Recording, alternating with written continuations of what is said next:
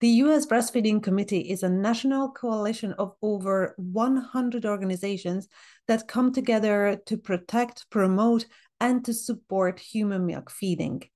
This year marks an important milestone in the history of the organization. Not only does it celebrate its 25th anniversary, it also celebrates an amazing and enormous achievement of pushing the Pump Act over the line and getting it signed into law for the benefit of 9 million women who now also have their rights protected to pump at work. Celebration is due around the clock, as far as I'm concerned, for this amazing team. And I am delighted to have Senior Campaign and Convening Manager Camille Abbe and Senior Policy and Communications Manager Cheryl Lebedevitch with me today as guests. We chat about the history of the organization, about their involvement in the creation and representation of the Pump Act, and their future plans. I would like to add a disclaimer here and say that Camille and Cheryl or the organization have no affiliation with the Kala Suckling Breast Pump, which is a side project of the Let Down podcast, and they received no compensation for their participation here today. We came together for this chat today with the shared intention and passion to help and promote breastfeeding in every way we can. Please make sure to like and subscribe, hit the bell for notifications, follow us on Instagram, and now enjoy the talk. I'm here today with Camille Abbe and Cheryl Lebedevitch. Thank you for joining me. Happy to be with you. Thank you so much for having us. Thank you. So the U.S. Breastfeeding Committee hardly needs any introduction to anyone who has ever breastfed their babies. You have done an amazing work of advocating for breastfeeding and pushing the agenda forward, helping breastfeeding mothers. And 2023 is a very notable year for you. The organization celebrated its 25th birthday in January, so happy belated birthday. Thank you. Sort of the beginning of our birthday year is how we look at it, but yes, it's the beginning. Right. What would you consider the most significant achievements were in these last 25 years? You know, Eva, this is Camille. I would say this is a good question. It's not so much, I think, for us that we have one shining achievement, although I will say that recent passage of the Pump Act and of the PWFA do feel like crown jewels, particularly in this moment. But I would say it's really more about the unification of the field. You know, the USBC started with a very small handful of national nonprofits all these years ago, and it was a very small group. And now we are over 130 organizations strong, representing the grassroots, very small coalitions of all types, working in their communities, all the way up to those national nonprofits, which we call the treetops. So we're really proud of the fact that we've been able to bring so many organizations to the table and have them working together collectively using this collective impact model. And we think we're actually the first organization that's used a collective impact model in the national scale. So we're really proud of that. And we base the whole journey in equity. So we ourselves at the USBC are on an equity journey and have been making space and creating opportunity for all of the other organizations that we've worked with to come along on that journey with us. And it's not a journey that's over. It's one that we're still on. It's a path. We don't claim to be there yet, but it is something that we're really proud of and really excited about. And we feel that because of this collective work, we've been laying the groundwork for all of these achievements, including those that I know you'll talk about more in this conversation. Yeah, that's fantastic. And do you think over the years, did it become easier to achieve these goals that you were setting for yourselves? Absolutely. Yeah. I mean, for us, we've been able to see, you know, one example that comes to mind is the lactation support providers descriptor chart. So really when we began, there was sort of one category of lactation support providers and that got a lot of attention and the others didn't, right? And now there's been a lot of push for this group to come together. They came together, they worked for years to build trust and relationship with each other to come together to create this document that really shows respect for all of the provider types, which we know work for families in different situations, right? So it's been useful as a document really through, really for setting legislation. It's useful for insurance. We've got a lot more to go, but it's been one of those things that because we've made this space, we've established trust and relationship between these organizations and between these people. And I'm not just speaking about the lactation support providers. When I say that, I'm really speaking collectively for the United States Breastfeeding Committee as a whole. Because of that, things are a bit easier. I would say, things are still challenging in the political landscape. Of course, we're talking about the U.S., right? So that's not a thing we can say, oh, we've solved everything. We are bipartisan, and we endeavor to remain that way. So that's always for us a goal. So yeah, I think that our collective impact model is working and does make things a bit easier. Mm-hmm. Yeah, no, that's very promising for the future, that there are like clear avenues now to move forward other topics. You mentioned about the Pump Act, and it's definitely one of the main topics I would like to talk about. And I know, Cheryl, you will be able to answer these questions for us here. You were a great driving force behind the Pump Act coming to fruition. I was just curious, what actions and what steps were you taking? It was a long journey, and I was curious how difficult or straightforward those steps were. Yeah, thanks so much. This was a really long, slow effort across about 15 years. So the first time that federal law addressed the needs of lactating workers in any way was in 2010, which with the passage of the Break Time for Nursing Mothers law. And my predecessors and many of my mentors were involved in the passage of that legislation. I came on to the USBC in 2009 as an intern and have grown with the organization as I grew up and had my own babies. And one of the really early pieces of work that I got to engage with was assessing as with part of our partners and many of these organizations that have been coming to the table and long recognizing that the return to work was when there was huge drop-offs in breastfeeding rates and that this was a major barrier. All of us coming together to really look at where are the gaps, who isn't covered, who is covered, where are they facing challenges, where are employers struggling, where are employees struggling to really get their employers to be in compliance with this law. And the Break Time for Nursing Mothers provision was a huge advancement, and it also had a lot of shortfalls. So a lot of workers were not covered. It really only applied to those who had an hourly wage, which left salaried workers. Some fields like education and healthcare are really predominantly employ women of childbearing age, and those employees were not actually able to access these protections. It also meant that a lot of businesses had some employees that were covered and some employees that were not.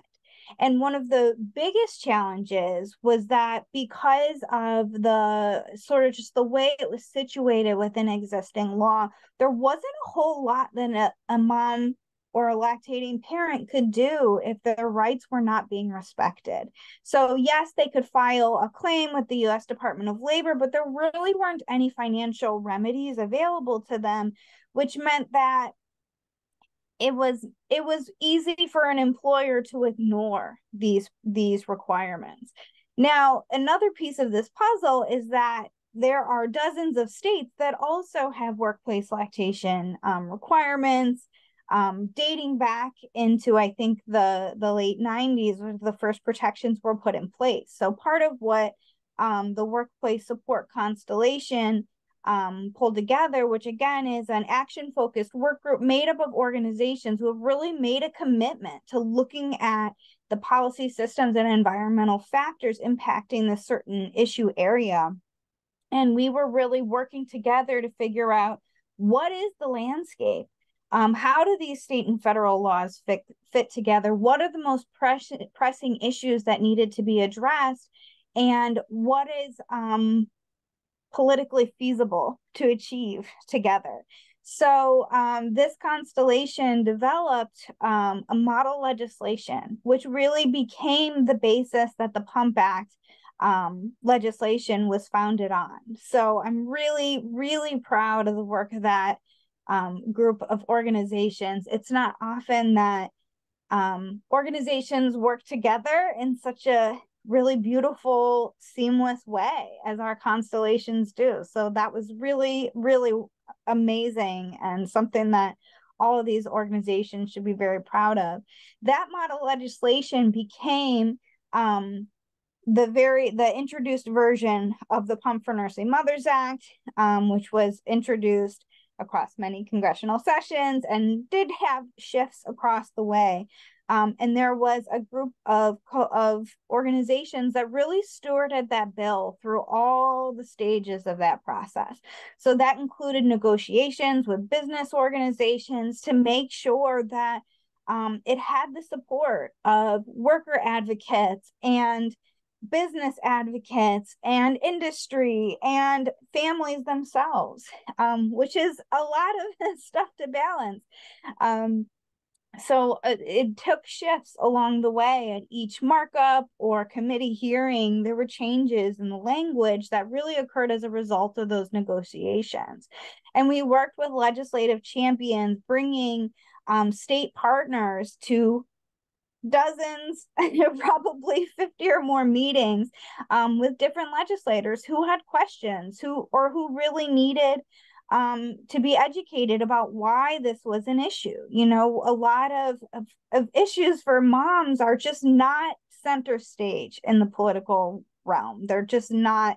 We as a society have set a lot of policies that don't include the needs of those who are lactating, or, you know, pregnancy and childbirth and lactation are a normal part of the human physiological experience, and yet very few of our policies actually take that into consideration. So this was a very new area for a lot of policymakers. It was a lot of also really making sure that across the whole field, that the grassroots supporters and the advocates really understood where this bill was, what was needed, how they could get involved, what it meant, what the next steps were. So our job was really to be mobilizing the field and working with congressional champions, as well as you know, those business partners. And it is a great honor to be able to hold that space and to move this work forward. It was really long and it was really slow. My son is now 15 years old. We started this when he was just a little babe in arms. So it took a long, long while. Wow. I think people don't appreciate the amount of work and the amount of people's energy that goes into bringing this to fruition. It's such an amazing achievement. I'm so delighted about it. And then the Pump Act introduced 3 significant improvements. You kind of touched on them already. First of it is now that it covers that additional 9 million women who weren't covered in the previous version. And then it opened the floor for legal actions. So employees can now take legal actions if their employer doesn't seem to be compliant with the law. And that pumping time now counts as worked time. So if we could look at them, these 3 improvements individually, that would be great. So the law came into effect immediately last December, and it gave a 120-day window before lawsuits could be filed, giving a grace period for companies to establish lactation support. Do you have any information about how the implementation is going? Did companies actually become compliant by May? There was previously a lot of room for interpretation that companies exploited as loopholes, like what is exactly considered a private space. And I wondered if the law has more exact details on these now. Yeah, this is a great question. So again, this was really a group effort that came out of many organizations coming together. So USBC was only one of the organizations. We also worked with Moms Rising, the National WIC Association, the ACLU, the Center for Work-Life Law and a Better Balance. And because the Center for Work-Life Law and a Better Balance both host free legal helplines, these are wonderful resources that we couldn't celebrate more. They're just such a great resource. We actually do get a really beautiful look into how things are going, what questions are coming in. And we've heard that calls into these helplines has absolutely increased very significantly. There's a lot of new attention on workplace lactation accommodations, and of course the timeliness of it. So we're coming out of the pandemic where so many caregivers had really no choice but to leave the workforce. And then there was all these labor shortages, and a lot of employers are really trying to figure out how to fill in these vacancies that they so desperately need. And one of the really lovely things is that a lot of businesses are actually seeing that support for caregivers is a really easy way to attract new employees, as well as to support the loyalty of their existing employees. So I also wanted to celebrate that the U.S. Department of Labor is the agency that's in charge of enforcing this legislation. And they have really done an incredible job of working really hard on education for the public, as well as on updating their materials. So there's a lot more clarity for both employers and employees around what's covered, what are the steps you would take if you run into an issue, what resources are available, what might this mean in your context. We also have the Office on Women's Health hosts a really great resource called the Supporting Nursing Moms at Work Resources, which provides examples from industries all across the country about how do you make this work in a warehouse versus a retail environment versus a restaurant environment. You know, the law itself is really built around flexibility. The law itself is very brief. Reasonable break time and a private non-bathroom space is like the bulk of the legislation. And that's meant so that it can be flexed for the different requirements of a workspace, the work environment, and also that schedule. So there's a lot happening to really get those materials out there and to educate folks. And I think there's a lot of questions that are coming in, and that signifies that people are taking this seriously. Of course, there are challenges that are happening. This is a big change. But we also know that legal requirements are a big driver of cultural shifts. You know, when I had my son 15 years ago, it was not a normal thing to be asking to pump in the workspace. And it's really, we're watching that shift. I watched that with the birth of my second child. And, you know, we listen to stories all the time from families about what it was like 30 years ago or 40 years ago and 50 years ago. And I think that we're going to start seeing this become much more normal. Yeah, that's fantastic. It's nice to see that there is a positive, forward-looking attitude coming from the companies as well. So they do want to make this work. We're going to include those links to the resources and the helpline for our listeners so they can check it out for themselves. The paid pumping time is the third kind of improvement on this. The reason why I'm thinking about this a lot, because when it comes to the employer and the employee, that's one relationship, but you have all the colleagues surrounding the breastfeeding mother. And from previous conversations with other people, I had the feeling that resistance can exist among colleagues for mothers who are taking time off for breast pumping. And now the additional information that this counts as paid time could kind of sour the situation there a little bit. And I wondered if there's any consideration around this aspect of the law. Yeah, it's a great question. So the Pump Act did include new language, which is really clarifying that if an employee is not fully relieved from duty, that that should be paid. So the original break time provision required unpaid reasonable break time. And then it has always, however, been the case that if an employee under the Fair Labor Standards Act for any break time, if they're not fully relieved from duty, they need to be paid at least minimum wage. So because that was a challenge that a lot of employees were facing, where they were continuing to take calls, work on emails, whatever it was, they were continuing to work during their pumping breaks and yet being forced to clock out. So this provision actually didn't change the legal situation. It just made it more clear. So it's really exciting because, of course, if you are having a financial penalty for pumping, that can be a really big problem for families. Like, having a new child is a very expensive time in life. So that can be a really important consideration for families as they figure out their infant feeding decisions and how they want to move forward.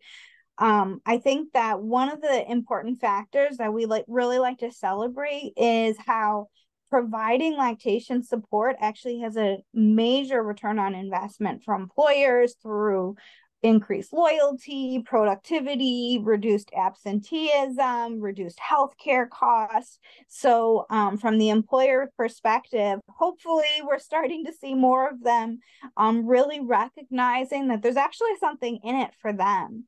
And employee to employee relationships, that's definitely a factor. I think that unfortunately that is part of what we hear from families, where they feel like the frustration of being sort of penalized in some ways for their decisions to take time to pump. And I do think part of that is just because this hasn't really been normalized. We have the great majority of infants start out breastfeeding over 4 out of 5, and then those numbers just absolutely plummet. So a lot of working moms aren't even able to continue breastfeeding until they go back to work. So this unfortunately isn't as common as it ought to be. But I do think that as this becomes more normal, as it becomes part of the expectation in the typical work environment, that we're really going to see that cultural shift. The thing that also happened parallel to the Pump for Nursing Mothers Act, and I really want to celebrate, is the passage of the Pregnant Workers Fairness Act. So a lot of the organizations that were working on the Pump Act and really pushing for it were also working for the Pregnant Workers Fairness Act. Now, this is a little bit of a different piece of legislation, because what the PWFA does is it requires employers to provide reasonable accommodations for childbirth, pregnancy, and related medical conditions, which include breastfeeding. So it's a little bit less prescriptive. The Pump Act, it's time and space to pump, whereas the PWFA is a little bit more all-encompassing, and it also is stretching through that full reproductive cycle. So it's actually enforced by a different agency, the U.S. Equal Employment Opportunity Commission, and it just went into effect in June. So this is brand new. We're going to be seeing regulations come out.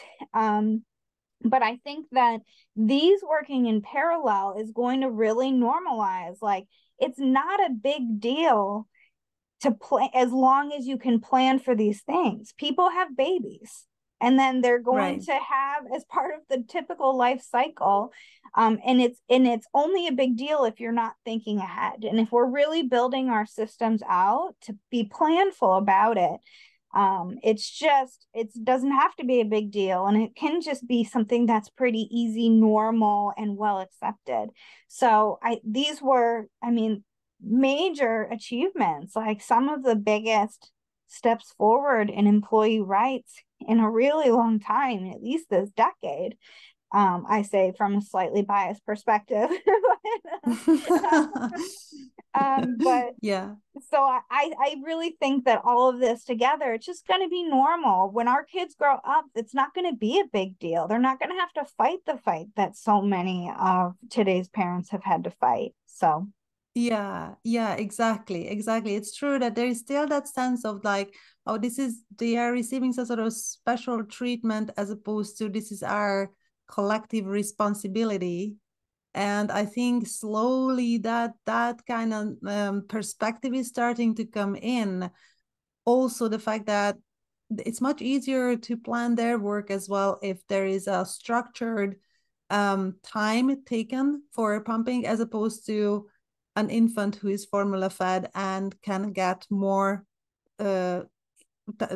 can get more diseases, more sickness. So the mom has to leave work in unexpected times for periods of time that are not planned. So there are even arguments for colleagues to make this a good deal, a good idea to support. Yeah, a healthy population is a stronger workforce. Like there is a really Exactly. strong economic case for why the biological norm of human milk feeding is so important, as well as so many other factors, you know, really building our workplaces and our work structures to align with like the biological requirements of our species. It makes economic sense. It just does. Absolutely, absolutely. And I believe what you say that in a few decades, this is not going to be, it's going to be a non-issue. It's going to be just a matter of fact, a natural way of working and raising families. Thank you very much, Cheryl. And Camille, I would have one more question for you. I guess the work doesn't stop here. There's still a lot of steps ahead of us to achieve that beautiful future. So can you talk a little bit about what is the organization's next steps, future plans? I'd love to. Yes. I think, you know, the USBC holds a vision of thriving families and communities, right? That is what we are fundamentally about. And so the sense that we're supporting human biological norms and really kind of basic human rights is really fundamental to what we do. So as part of that, every couple of years, we surveil the field and then specifically also our membership and ask them what are the priorities that they're really coming up strong for them for the next congressional session. So because what we do is at this level of making change on the policy level federally, we ask our membership and the field what resonates. And so the things that have come up for this session that we're working on actively now are indeed these workplace protections. They are about the implementation of the Pump Act. And so really there's a lot of projects happening there. We also are always working on access to lactation support and supplies. We are working on maternity care and maternity care practices to really support folks where they are birthing and in all phases of that maternity care and postpartum care. And then, of course, for us, infant nutrition security. We saw it last year with the formula recall and subsequent shortage, how important this infant nutrition security is, right? We were left at a deficit because we have a lack of systems that were completely preventable and foreseeable, right? So for us at the USBC, it's really, that is a fundamental priority that we're working on. And donor human milk is a piece of that as well. So there's a lot of aspects in infant nutrition security. And the last piece, which, have to say, it is kind of the nuts and bolts, is we need the federal funding for breastfeeding. We have to support the fact that we need to be funded. So that's a big piece of it as well. So those are our 5 priorities from a policy standpoint for this year, and also for this congressional session. And I would say overall, wrapping that, it's really that, we believe that human milk, access to human milk, breastfeeding, lactation, it's a basic human right. And, this is the United States. So let's get there. Let's get there. That's perfect. That's a perfect word to finish on. Thank you so much for your time, both of you. It's an amazing work that you do. And I wish you all the very best. Thank you so much, Ava. It's been a privilege. Thank you so much.